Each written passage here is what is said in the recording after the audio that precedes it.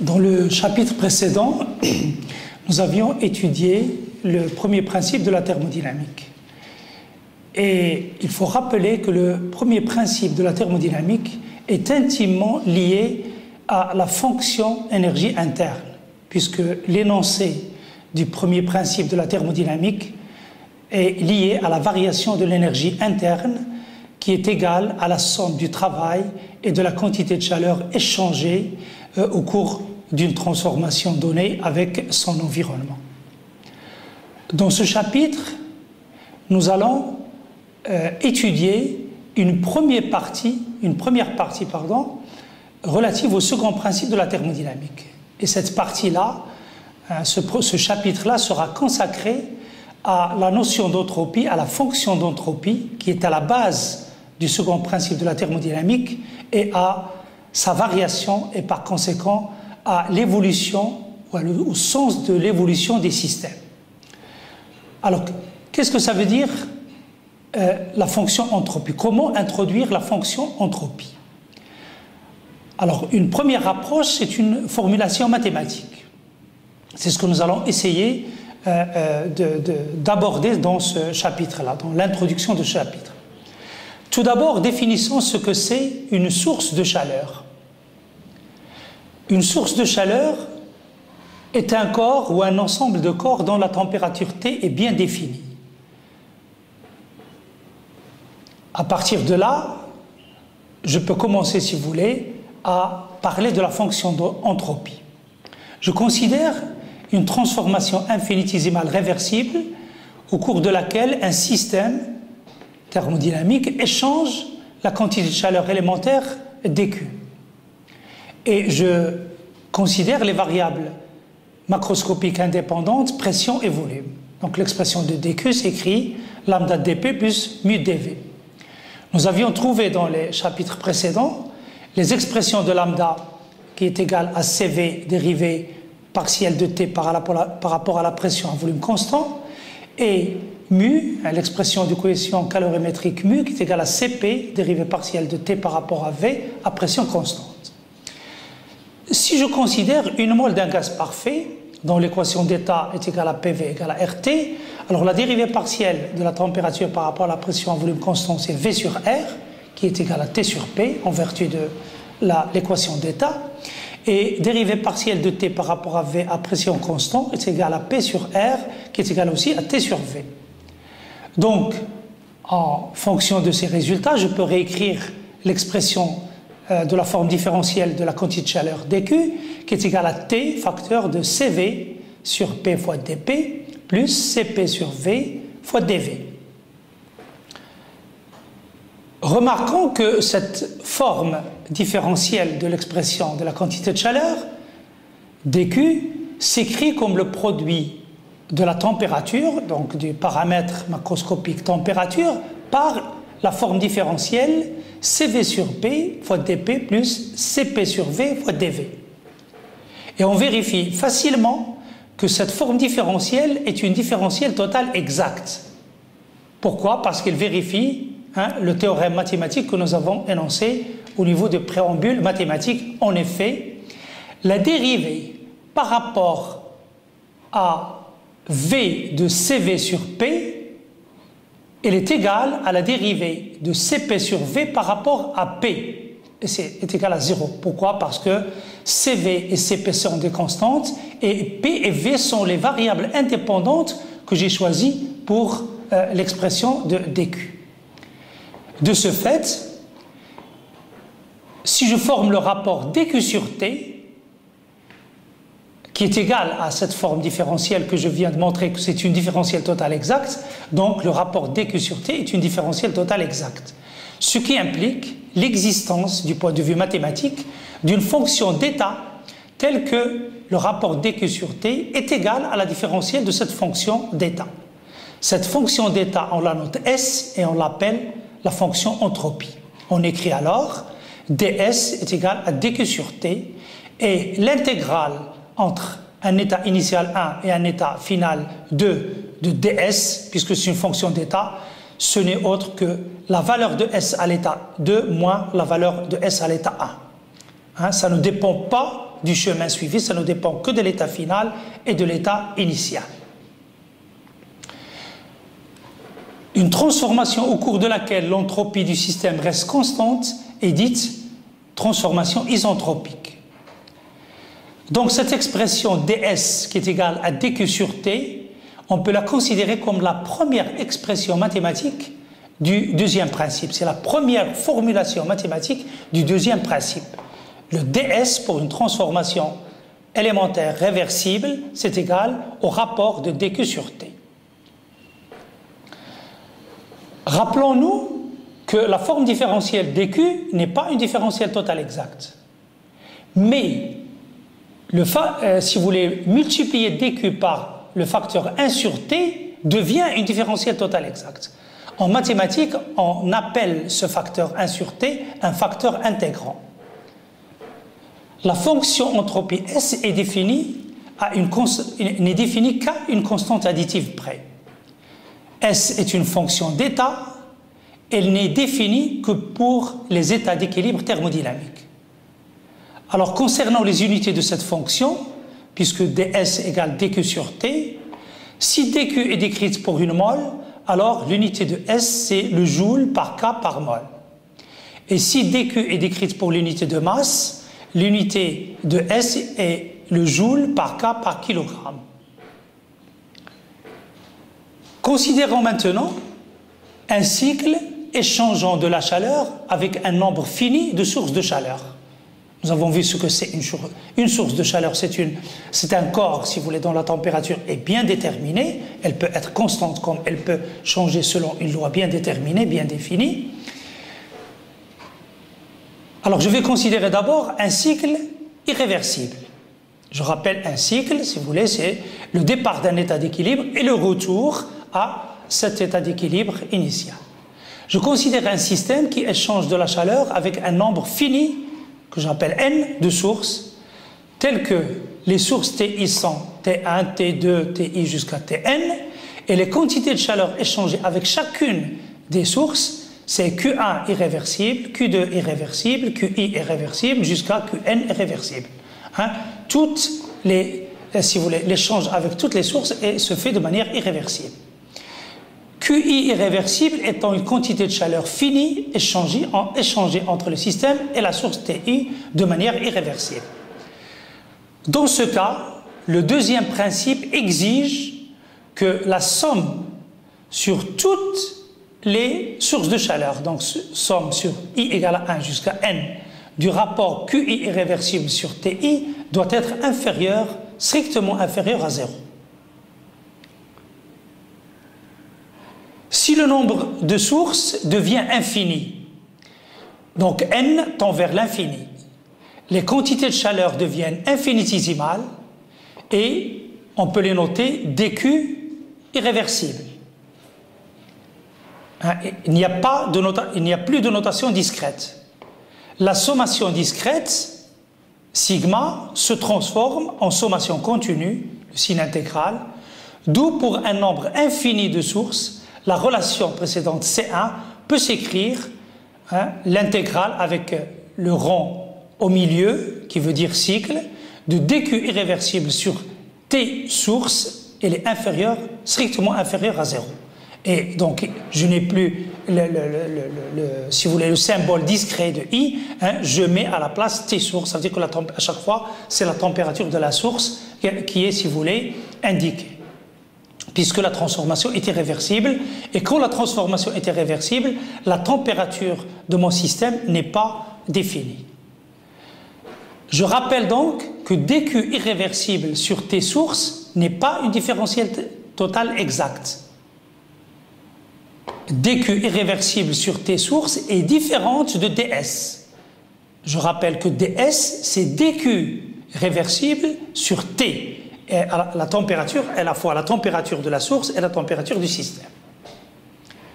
Alors si je considère maintenant un cycle réversible, pour un nombre infini de sources, mais avec des transformations toutes réversibles cette fois-ci, la relation C2 devient somme sur un cycle de dq sur t égale à 0.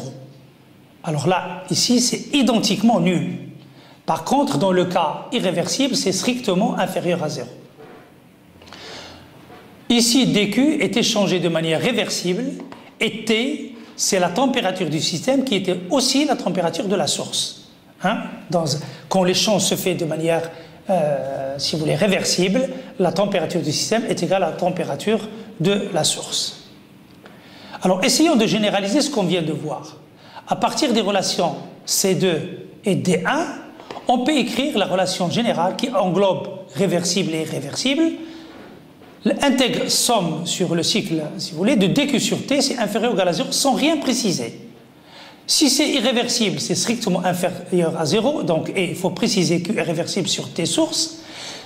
Si c'est réversible, donc c'est l'intégrale de dQ sur T qui est égale à 0, donc identiquement nul. Alors pour fixer les idées, calculons S pour un certain nombre d'exemples, et en particulier pour le gaz parfait dont nous connaissons l'équation d'état.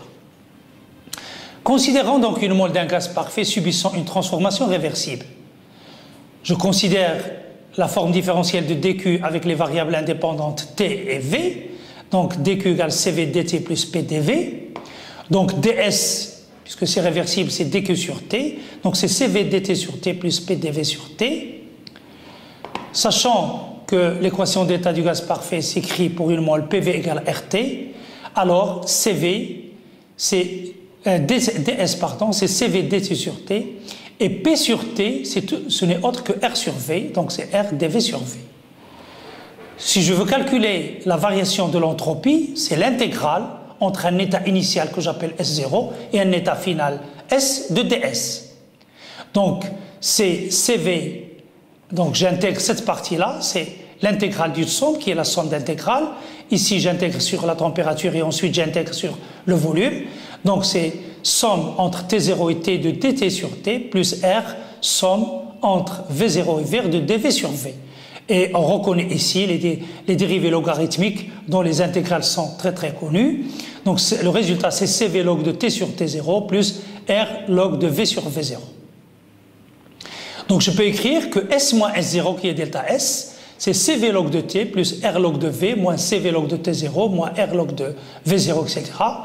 J'ai développé ici pour écrire tout simplement que S est égal, je vais mettre le S0 de l'autre côté, c'est CV log de T plus R log de V, c'est l'état final, et tous ces termes-là que je mets sous une constante, que j'égalise à une constante, sont des, si vous voulez, des termes qui, ou bien des constantes caractérisant l'état initial. Donc finalement, S c'est CV log de T plus R log de V plus une constante. Et on remarque que la fonction S est définie à une constante additive près. D'où l'intérêt de calculer delta S pour justement éliminer cette constante. Remarque, S est une grandeur extensive. Donc elle dépend de la masse, de la quantité de matière du système. De ce fait, le S de n mol n'est autre que n fois S d'une mole. Comment calculer la variation d'entropie delta S d'un système lors d'une transformation quelconque?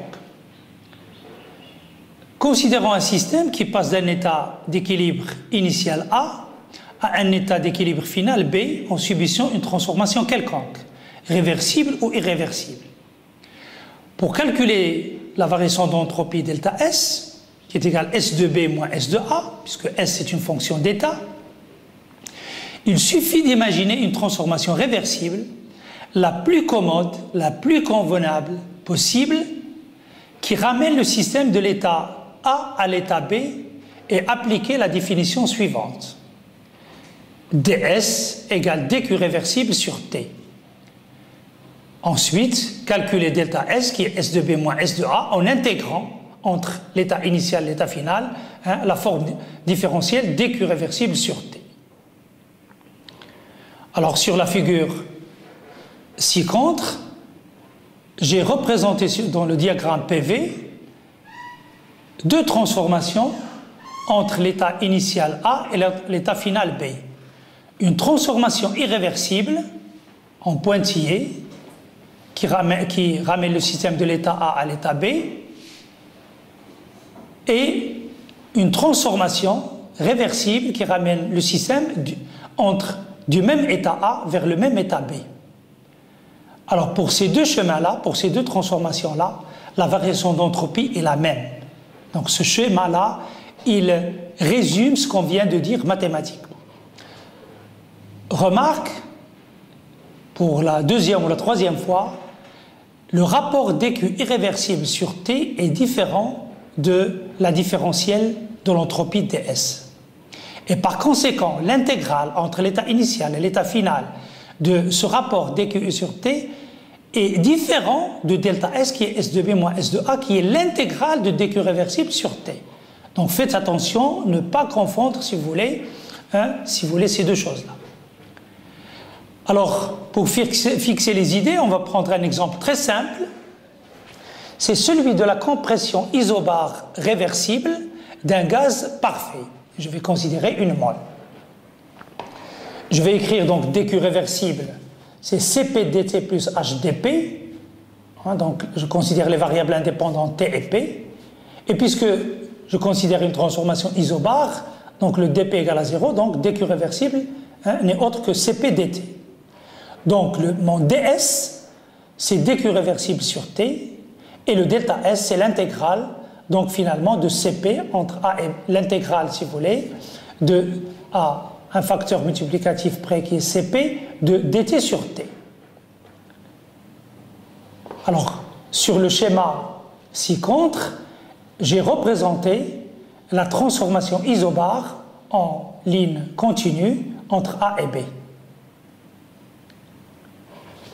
Le delta S, donc, si vous voulez, ici je reconnais la dérivée logarithmique de la température, et donc le résultat de delta S, c'est Cp log de Tb sur Ta, tout simplement. Alors, je sais que je suis en train d'étudier un gaz parfait, une mole d'un gaz parfait, donc l'équation d'état, c'est PV égale RT, ce qui implique que P sur R n'est autre que T sur V. Comme P est une constante, P sur R est une constante, donc T sur V est une constante. Et donc TA sur VA est égal à TB sur B, puisque c'est une constante. Ce qui implique que TB sur TA est égal à VB sur VA. Or, d'après le schéma que je vous ai montré ici, puisqu'il s'agit d'une compression, VB est inférieur à VA. Donc VB sur VA est inférieur à 1. Et par conséquent, TB sur TA est inférieur à 1. Et comme TB sur TA est à l'intérieur du log inférieur à 1, le log est négatif. Donc finalement, delta S égale Cp log de TB sur TA, c'est Cp log de VB sur VA, il est négatif. Ce résultat est négatif. Qu'est-ce que ça veut dire ce résultat négatif? Donc delta S c'est S de B moins S de A, et négatif ça veut dire que S de B est inférieur à S de A. Ça veut dire que le S de l'état final est inférieur au S de l'état initial. Et en même temps, on vient de voir que TB est inférieur à TA. Donc nous avons une diminution de la température. Alors cela signifie, en thermodynamique, que le système évolue vers un état plus ordonné. Lorsque le système se refroidit, lorsqu'il passe d'un état dont la température est plus élevée vers un état dont la température est moins élevée, il évolue vers un état plus ordonné.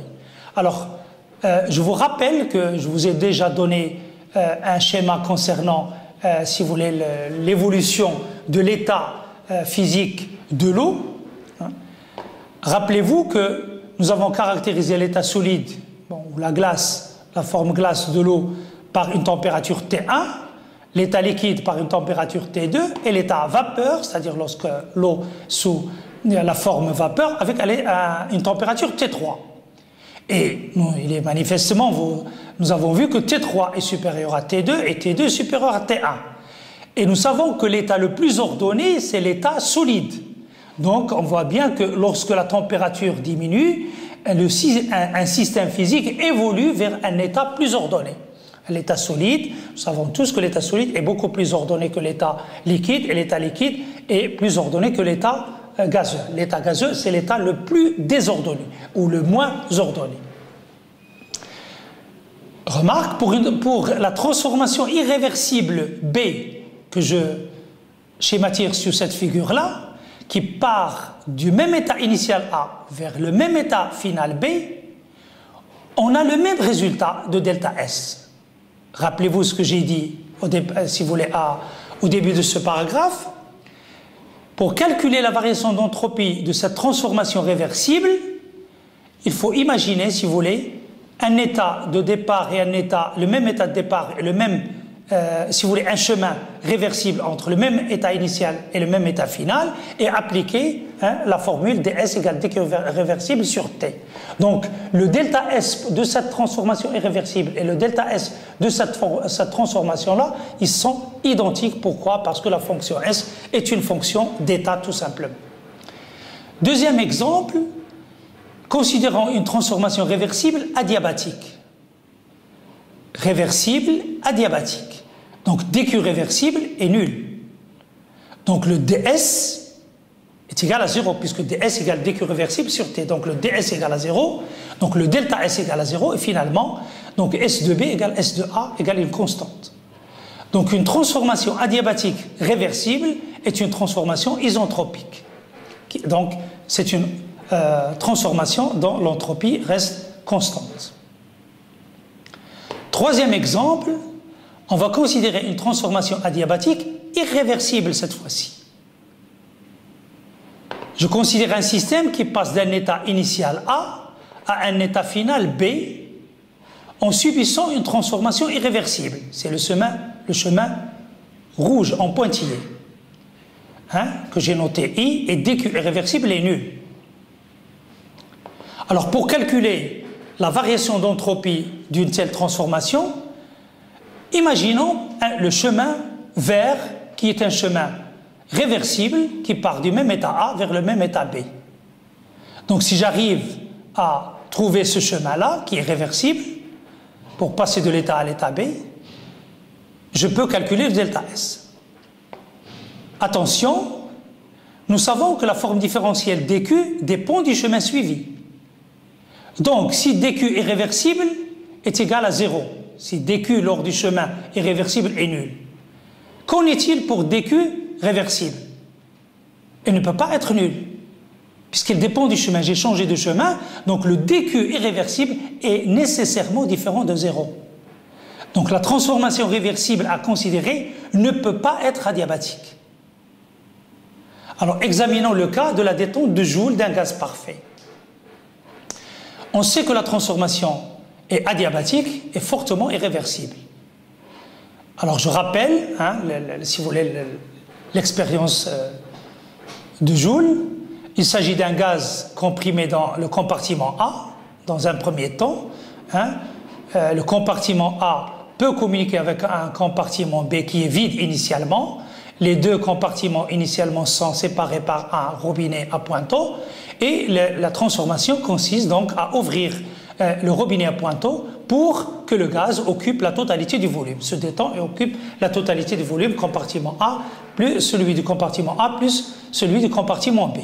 Voilà donc à quoi consiste la transformation de Joule, ou la détente de Joule. Alors pour l'état d'équilibre initial, le gaz étant dans le compartiment A, j'ai PaV1. V1, je l'appelle, c'est le volume du compartiment 1. Donc PaV1 égale RTA. Donc Pa égale RTA sur V1. Après la transformation, une fois que l'état d'équilibre final est atteint, cet état est caractérisé par la pression Pb, le volume Vb qui est V1 plus V2 et une température Tb telle que Pb égale RTb sur V1 plus V2. Or, il s'agit d'un gaz parfait. Il s'agit d'une transformation adiabatique. La détente se fait dans le vide. Donc il n'y a pas d'échange de chaleur et il n'y a pas de travail mécanique. Le delta U est égal à 0. D'après la première loi de Joule, dU égale CV dt et delta U égale CV delta T égale à 0. Donc TA égale TB. Donc si TA égale à TB, donc j'examine l'expression de PA, c'est RTA sur VA, qui est la même chose pour PB égale RTA sur V1 plus V2.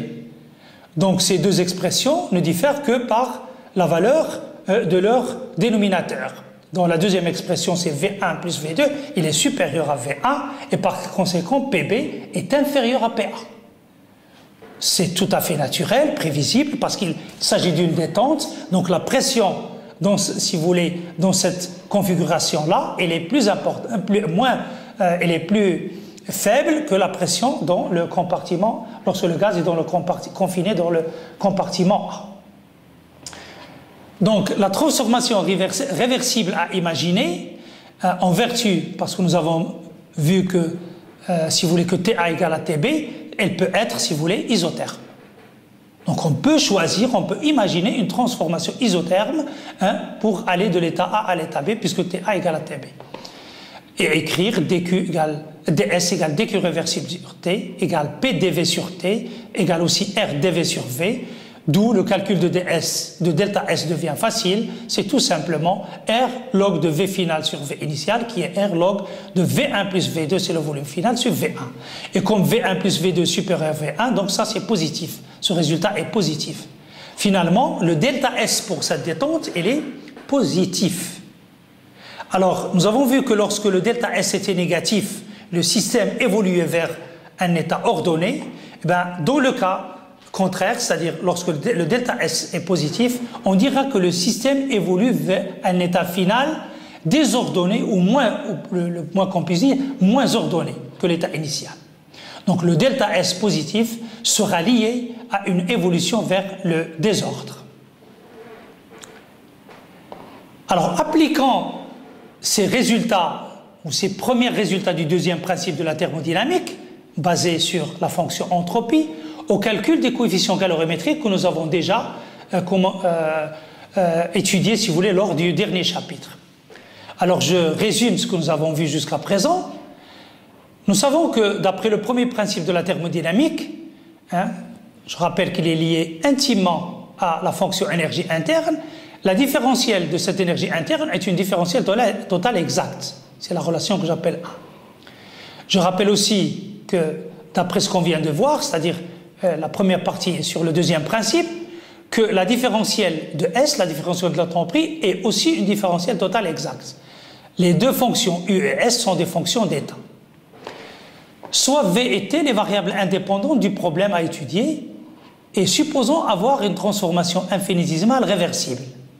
Je peux écrire dq égale cv dt plus ldv, et par conséquent, du, c'est dw, qui est moins pdv, pour une transformation réversible, plus l'expression de dq, qui est cv dt plus ldv. Si je développe, donc ça va c'est du, c'est égal à cv dt plus l moins p fois dv. Donc, je peux écrire ds, c'est dq sur t, pour une transformation réversible, c'est cv dt sur t plus L sur t fois dv.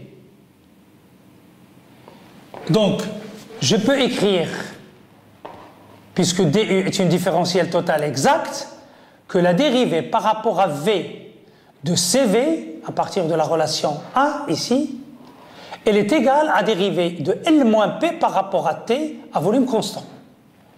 De même, puisque ds est une différentielle totale exacte, je peux écrire la dérivée de Cv sur T par rapport à V à température constante égale à la dérivée de L sur T par rapport à la température à volume constant.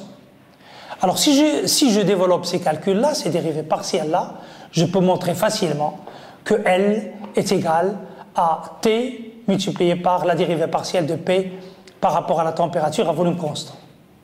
Et si j'applique ce résultat au gaz parfait, dont je connais l'équation d'état, je peux montrer aussi facilement que la valeur de L, du coefficient calorimétrique L, est égale à la pression du gaz. Si je change le choix des variables indépendantes et je travaille avec les variables T et P cette fois-ci, je peux établir la valeur ou l'expression du coefficient calorimétrique H qui est égal à moins T, dérivée partielle de V par rapport à T à pression constante. Pour un gaz parfait, dont je connais l'équation d'état et par conséquent je peux calculer dV sur dt à pression constante, on montre facilement que le H est égal à moins V. Alors passons maintenant à la deuxième partie de ce chapitre qui est consacrée à l'évolution des systèmes. Maintenant que nous avons une idée, première idée sur la fonction entropie, surtout à partir de sa formulation mathématique, ds est égal dq réversible sur t. Alors essayons un petit peu de voir ce qu'il en est pour des transformations, si vous voulez, cycliques. Alors, je rappelle que les relations fondamentales à retenir pour les transformations, pour une transformation irréversible, c'est que pour un cycle, l'intégrale de dq sur t, pour un cycle quelconque, l'intégrale de dq sur t, il est inférieur ou égal à 0. Quand le cycle est irréversible, donc l'intégrale de dq irréversible sur t source est strictement inférieure à 0. Mais si le cycle est réversible, donc l'intégrale de dq réversible sur t, tout simplement, t c'est à la fois système et source, elle est égale à 0. Attention, dq irréversible sur t source, je le rappelle pour la deuxième ou la troisième fois, n'est pas une différentielle totale exacte. dq irréversible sur t source est différent de ds. Comparons maintenant l'intégrale de dq irréversible sur t source avec la variation d'entropie de delta S, c'est-à-dire l'intégrale entre A et B de ds, qui n'est autre que S de B moins S de A, puisque S est une fonction d'état. Considérons deux transformations, respectivement irréversible et réversible. Amenons le système d'un état d'équilibre A à un état d'équilibre final B. Alors la transformation réversible, c'est en rouge, en pointillé, et la transformation réversible, elle est en vert, et elle est bien sûr en trait continu. Notez bien que la transformation en vert, c'est une transformation réversible, donc c'est un chemin réversible. Il peut être décrit en sens inverse. C'est pourquoi vous avez ici la flèche de la transformation AB et puis une flèche montrant le retour de la transformation BA. La transformation BA, c'est aussi une transformation réversible, si vous voulez, elle est l'opposé de la transformation AB tout simplement. Donc, si je considère la transformation A, I, B, B, R, A, je forme, si vous voulez, un cycle qui est dont une transformation est irréversible et par conséquent c'est un cycle irréversible. L'intégrale de dq sur t, c'est l'intégrale sur la partie AIB de dq sur t qui est irréversible, plus l'intégrale de B sur la partie réversible BRA de dq sur t réversible, et le tout est strictement nul. Ce qui me permettra d'écrire que l'intégrale sur AIB de dq sur t est réversible, elle est inférieure à l'intégrale à moins somme de BRA dq sur t réversible. Or, l'intégrale de BRA de dq réversible sur t est l'opposé de l'intégrale sur ARB. Donc le moins, cette intégrale, ce n'est autre que l'intégrale ARB de dq sur t réversible. Or, ça, c'est une, si vous voulez, je peux le calculer. Ça, c'est tout simplement le delta S. D'accord? C'est S de B moins S de A. Donc finalement, S de B moins S de A, il est supérieur à l'intégrale sur la partie irréversible de la transformation AIB de dq sur t irréversible. Ça, c'est un résultat général. Prenons le cas particulier d'une transformation qui échange avec une seule source de chaleur de température T. Donc si j'ai une seule source de chaleur, dont la température par exemple T est bien définie constante, je peux la faire sortir. Et l'intégrale sur dq irréversible, je le note par q irréversible. C'est la quantité de chaleur échangée lors de sa transformation. Donc finalement, dans le cas d'un échange thermique avec une seule source de chaleur, S de B moins S de A, il est supérieur à q irréversible sur T. Ce qui implique que q irréversible est inférieur à T S de B moins S de A. Alors, je vais revenir à cette expression-là dans le paragraphe suivant en interprétant en détail, si vous voulez, cette inégalité. Pour effectuer la transformation AB, d'après le premier principe, delta U, c'est W plus Q. C'est une constante. C'est U de l'état final moins U de l'état initial. Alors regardez, si on essaie de diminuer W, si W diminue, delta U étant constant, donc le Q doit augmenter. Or, ce Q admet ici, à partir de cette relation-là, si vous voulez, une limite supérieure. Il est inférieur, si vous voulez, à un plafond, si vous voulez, de quantité de chaleur. Donc, on est limité par, si vous voulez, cette valeur-là. On ne peut pas, si vous voulez, diminuer W, si vous voulez, à volonté. On est limité par cette valeur. On ne peut pas l'augmenter à volonté. Comparons maintenant la quantité dQ irréversible et la quantité dQ réversible. On va toujours, si vous voulez, revenir à cette expression 2. À partir de la relation 1, on peut écrire que somme entre A et B de ds, il est supérieur à somme entre A et B de dQ sur T irréversible. Ça implique tout simplement que les formes différentielles dQ irréversible sur T source, il est inférieur à ds. Donc ça veut dire que dQ irréversible est inférieur à TdS. C'est l'expression que j'appelle 3. Et TdS n'est autre que dQ réversible, parce que la définition de ds, c'est dQ réversible sur T. Donc, le dQ irréversible est strictement inférieur à TdS, qui est tout simplement la forme différentielle de dQ réversible. Alors, si j'examine maintenant une transformation adiabatique irréversible, la quantité de chaleur échangée lors de cette transformation est nulle, dQ irréversible égale à 0. Donc, d'après l'expression 3, dQ étant irréversible, étant nul parce que la transformation irréversible est adiabatique, TdS est supérieur à 0. Comme T est toujours supérieur à 0, donc ds est positif. C'est ce que j'écris. ds est positif. Implique que delta S est positif. Qu'est-ce que ça veut dire delta S positif pour une adiabatique irréversible? Ça veut dire que S de l'état final est supérieur à S de l'état initial. Alors, remarquez bien que cela signifie que même s'il n'y a pas d'échange de chaleur, l'entropie du système ne peut qu'augmenter. Il n'y a pas d'échange de système, mais le fait que la transformation est irréversible, le delta S est positif. Son S augmente. Le désordre augmente. Alors, examinons le cas d'un système isolé. C'est quoi un système isolé?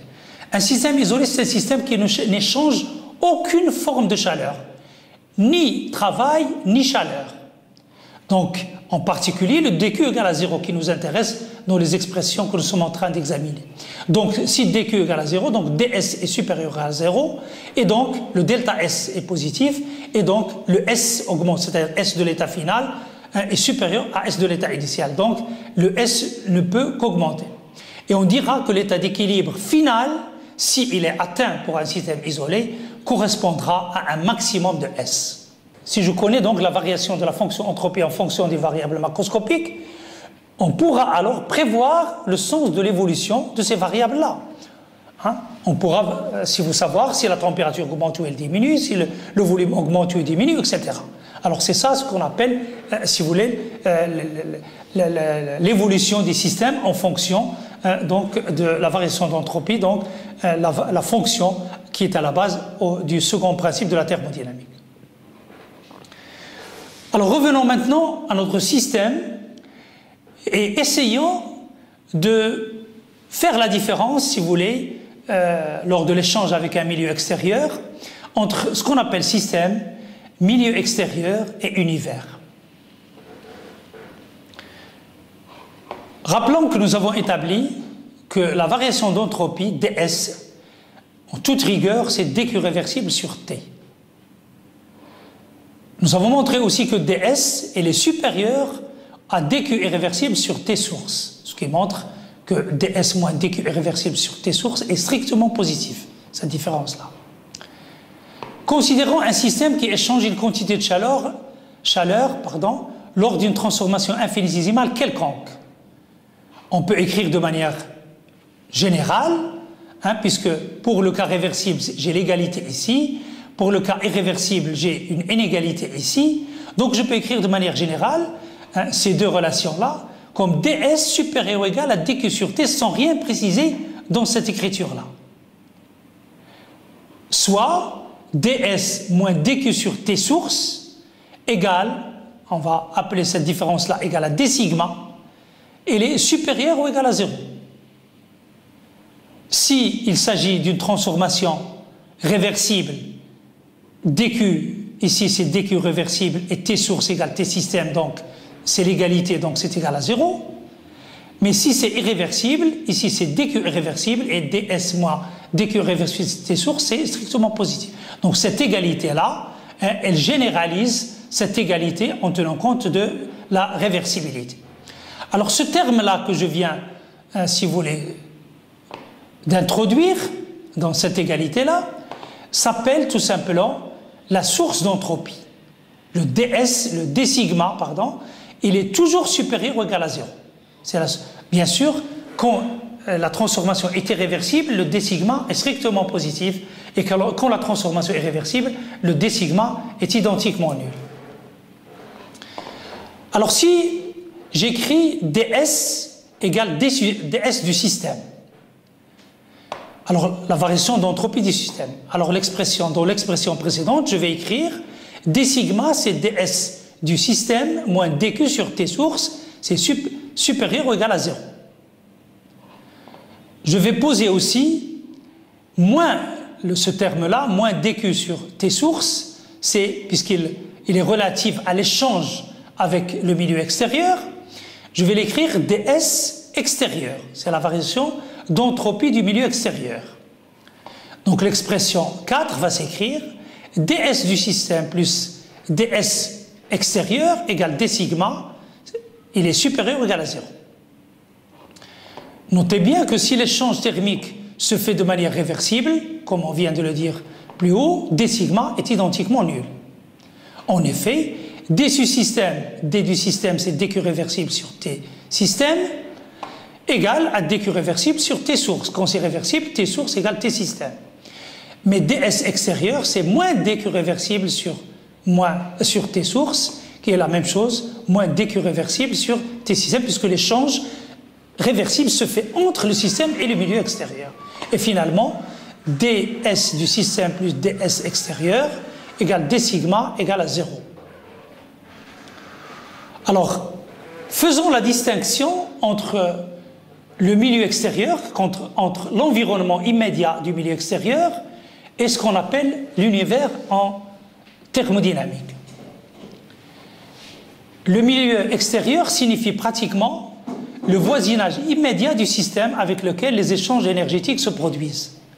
Le reste du milieu extérieur demeure inchangé.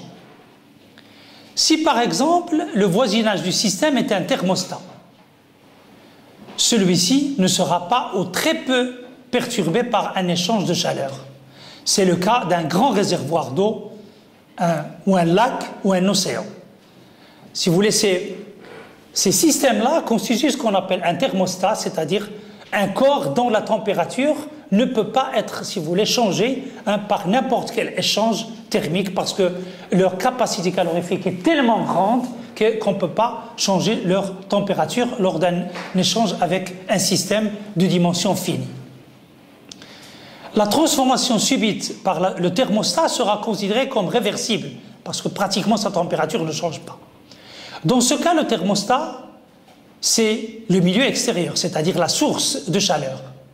D'où, pour le thermostat, on peut écrire delta S extérieur, c'est somme entre l'état initial, le début de la transformation et l'état final, de moins dq sur t source, c'est ds extérieur, rappelez-vous ça. C'est moins 1 sur t source, puisque t c'est la température du thermostat qui est constante, et intégrale de la forme différentielle dq entre l'état initial et l'état final. Appelons cette quantité-là, cette intégrale, la quantité q. Donc finalement, ds extérieur, c'est moins q sur t source. Si la transformation est adiabatique, imaginons que le système est isolé thermiquement, donc il ne change rien avec l'extérieur, donc delta S extérieur est nul. Ça veut dire que cette quantité de chaleur Q est nulle. Notez bien que le système plus le milieu extérieur, plus le milieu extérieur immédiat. Quand je dis milieu extérieur, c'est le milieu extérieur immédiat, c'est le voisinage immédiat, plus le reste du milieu extérieur. Alors tout ça constitue ce qu'on appelle l'univers. Ainsi, D système plus D extérieur, on va le noter égal à ds univers, c'est égal à d sigma, il est toujours supérieur ou égal à 0, dans n'importe quelle transformation. Alors calculons l'entropie de l'univers, à travers, si vous voulez, ce bagage mathématique très simple. Alors je retourne au système. Jusqu'à présent, on s'est intéressé à l'échange entre le système et le milieu extérieur, c'est-à-dire à son environnement. Alors si on s'intéresse à ce qui se passe à l'intérieur du système, cette fois-ci, et si on tient compte de la nature de l'échange, réversible ou irréversible, alors l'entropie du système s'écrit ds du système, c'est dse plus dsi. Avec dse, c'est dq sur t source, et dsi, donc ds du système de manière générale, hein, d'accord? Réversible ou irréversible s'écrit, hein, c'est la somme de deux termes. Le dse, c'est dq sur t source, et regardez, je n'ai pas mis réversible parce que je parle d'une transformation quelconque. Et le dsi, c'est un terme qui est toujours supérieur ou égal à 0. Alors, que signifie le DSI? Le DSI, le I veut dire intérieur, le E veut dire échange entre le système et son milieu extérieur, si vous voulez, le milieu, son environnement. E veut dire échange, donc lors de la frontière entre le système et son environnement. I veut dire intérieur au système, et par conséquent, le DSI sera ou désignera un terme qui correspond à la création d'entropie par irréversibilité. Nous avons vu que les transformations irréversibles créent du désordre, donc l'entropie est strictement positive. Donc le DSI est un terme qui correspond donc à la création d'entropie par irréversibilité. Rigoureusement, ce n'est pas une entropie au sens que nous avons défini au début de ce chapitre. Le DSE, c'est un terme qui correspond à l'entropie d'échange. Ce n'est en fait une entropie que pour une transformation réversible. Alors, en comparant les différentes expressions de DS, on peut constater que le DSE que j'ai ici, ce n'est autre que moins DS extérieur, et que le DSI, c'est tout simplement le DS univers qui est égal à D sigma, qui est toujours supérieur ou égal à 0. Conséquence, le ds de l'univers ne peut qu'augmenter. Donc, dans une transformation réelle, le d sigma, qui est d de l'univers, est toujours strictement positif, et par conséquent, le delta S de l'univers est toujours positif, donc l'entropie de l'univers ne peut qu'augmenter. Étude de quelques exemples. Alors, on va étudier dans un premier exemple la détente de Joule. Je rappelle qu'il s'agit d'une transformation adiabatique fortement irréversible. Donc le dq irréversible est égal à 0. Donc le q irréversible est égal à 0. Il n'y a pas d'échange de chaleur avec l'extérieur dans cette transformation.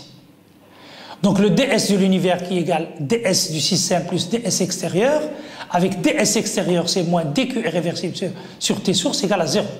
Donc ds de l'univers c'est ds du système, et nous savons que, si vous voulez, dans cette transformation, nous avons montré que le ds du système est positif, et donc cela prouve, encore une fois, que le ds de l'univers est strictement positif. Hein? D'après le chapitre précédent, pour un gaz parfait, nous avons montré que delta S, pour une détente de Joule, est égal à NR log de VF sur VI, avec VF, si vous voulez, c'est le volume de l'état final qui est le volume du compartiment A plus le compartiment B, qui est supérieur au volume V1 du compartiment A, et donc le delta S de l'univers était bien positif. Delta S du système est bien positif, ce qui montre que le delta S de l'univers est strictement positif. Est-ce que le delta S de l'univers peut être négatif? La réponse, si vous voulez, à cette question est la même chose, si vous voulez, ça revient à répondre à la question, si vous voulez, relative à la transformation inverse de la transformation de Joule. Lorsque nous avons détendu le gaz dans le vide, est-ce qu'on pourra imaginer que le gaz va revenir du compartiment vide de manière spontanée du compartiment B vers le compartiment A? C'est impossible. Donc le delta S univers inférieur à 0 est impossible. Le delta S de l'univers ne peut qu'augmenter. Deuxième exemple, c'est un exemple tiré de l'électricité, c'est l'étude de l'effet de Joule. Pour montrer, encore une fois, si vous voulez, que la thermodynamique ne s'applique pas seulement aux fluides, c'est-à-dire aux gaz et liquides, elle peut s'appliquer aussi aux solides. Je considère comme système thermodynamique une résistance R. Et cette résistance est parcourue par un courant d'intensité I. Un courant d'intensité, donc I. Je suppose que l'expérience se fait dans les conditions suivantes. Pression constante, volume constant, température constante et I constant aussi. Alors, bien sûr, si vous voulez, la température au départ, si vous voulez, n'est pas constante, puisque lorsque le courant passe dans la résistance, il va le chauffer, donc il y a dégagement de chaleur, mais si j'attends l'état d'équilibre, si vous voulez, l'état stationnaire, si vous voulez, je peux avoir donc un état où la pression, le volume et la température et le courant sont constants. Donc c'est un état stationnaire que je suis en train d'étudier.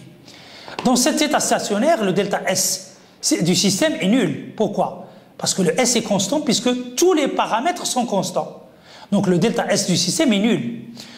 Et si le delta S du système est nul, donc d'après l'expression précédente, si le delta S du système est nul, donc le delta S de l'univers est égal à delta S de l'extérieur, tout simplement. Delta S de l'univers égale delta S de l'extérieur. Or, delta S de l'extérieur, c'est moins Q sur T, tout simplement. La température étant constante, delta S de l'extérieur, c'est moins dQ irréversible sur T de la source, et T étant constante, et donc delta S est égal à moins Q sur T. Nous savons que la résistance fournit de la chaleur au milieu extérieur. Donc le système cède cette quantité de chaleur. Donc d'après la convention de Sill que nous avons adoptée lors des chapitres précédents, Q est négatif pour le système, notre résistance. Donc moins Q sur T qui égale delta S extérieur est supérieur à 0. D'accord? Ce qui implique tout simplement, puisque delta S de l'univers égale delta X extérieur, donc delta S de l'univers est supérieur à 0, encore une fois, à travers cet exemple-là. D'après le premier principe de la thermodynamique, pour un état stationnaire, le delta U qui est égal à W plus Q, c'est égal aussi à 0, parce que U est une fonction d'état, et donc U est une constante pour un état stationnaire. Donc, moins W est égal à Q, et nous savons que en électricité, le travail, c'est tout simplement RI carré fois delta T étant la durée de la transformation, la durée pour laquelle, si vous voulez, au cours de laquelle nous avons, si vous voulez, un courant I qui traverse la résistance. W égale RI carré delta T est l'énergie électrique reçue donc par la résistance, si vous voulez, à travers donc le circuit électrique. Elle est si vous voulez, cette énergie est complètement transformée en chaleur. La transformation de W en Q est aussi irréversible. On ne peut pas imaginer un instant qu'en chauffant la résistance, on peut avoir de l'électricité. Donc la transformation est irréversible. C'est pourquoi, si vous voulez, le delta S de l'univers est toujours positif, comme on vient de le montrer aussi bien pour le premier exemple que pour le deuxième exemple.